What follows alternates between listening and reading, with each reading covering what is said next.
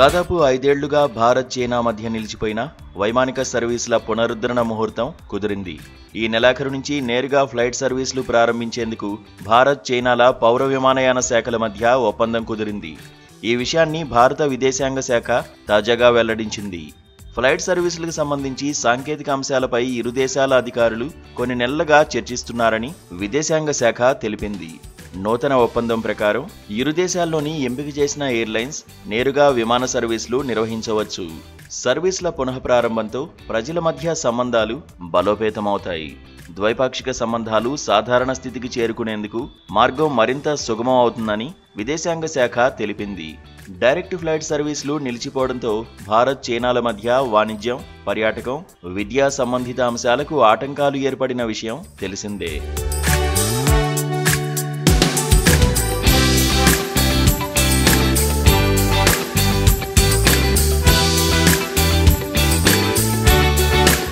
ఇక విదేశాంగ శాఖ ప్రకటన నేపథ్యంలో ఇండిగో ఎయిర్లైన్స్ కీలక ప్రకటన చేసింది.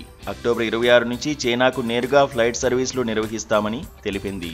కోల్కతా, గ్వాంగ్జో మధ్య ప్రతిరోజు ఈ సర్వీస్ అందుబాటులో ఉంటుందని తెలిపింది. ఇందుకోసం IndiGo Airbus A320 neo model విమానాలను వినియోగించనుంది. ఢిల్లీ, గ్వాంగ్జో మధ్య కూడా త్వరలో సర్వీసులు ప్రారంభిస్తామని తెలిపింది. చైనాలో ఇటీవల జరిగిన షాంఘై సహకార సదస్సుకు భారత ప్రధాని మోదీ హాజరైన నేపథ్యంలో ఈ ఒప్పందం కుదరడం విశేషం. అయితే చైనా విషయంలో భారత్ ఇప్పటికీ అప్రమత్తంగా ఉందనేది విశ్లేషకులు చెబుతున్న మాట. భారత్పై ట్రంప్ 50% సుంకం విధించిన నేపథ్యంలో ఈ పరిణామానికి ప్రాధాన్యం ఏర్పడింది. అమెరికా అధ్యక్షుడు ట్రంప్ అధికారంలోకి వచ్చాక భౌగోళిక రాజకీయ సమీకరణాలు మారుతున్న నేపథ్యంలో భారత్ చైనాలు తమ మధ్య దౌత్య బంధాన్ని బలోపేతం చేసుకునేందుకు నడుంకట్టాయి. ఇప్పటికే ఇండిగో ఎయిర్లైన్స్ ఈ సర్వీసులను విజయవంతంగా నిర్వహించడానికి అన్ని ఏర్పాట్లు చేస్తోంది. కోల్కతా, గ్వాంగ్జో మార్గంలో రోజువారీ సర్వీసులు ప్రారంభమవుతాయి. ఈ మార్గం చైనాతో వాణిజ్య సంబంధాలకు కీలకమైంది. గ్వాంగ్జో చైనాలోని ప్రముఖ వాణిజ్య కేంద్రాల్లో ఒకటి.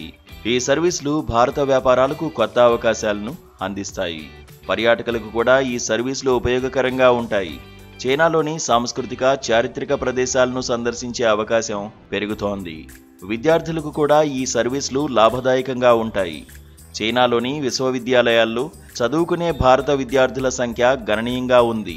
ఈ సర్వీసులు వారి ప్రయాణాన్ని సులభతరం చేస్తాయి. ఈ ఒప్పందం రెండు దేశాల మధ్య సహకారాన్ని పెంచే దిశగా ఒక ముందడుగు. గతంలో సరిహద్దు వివాదాలతో వాణిజ్య, పర్యాటక రంగాలు నష్టపోయాయి. ఇప్పుడు ఈ సర్వీసుల పునరుద్ధరణతో ఆ నష్టాలను భర్తీ చేసే అవకాశం ఉంది.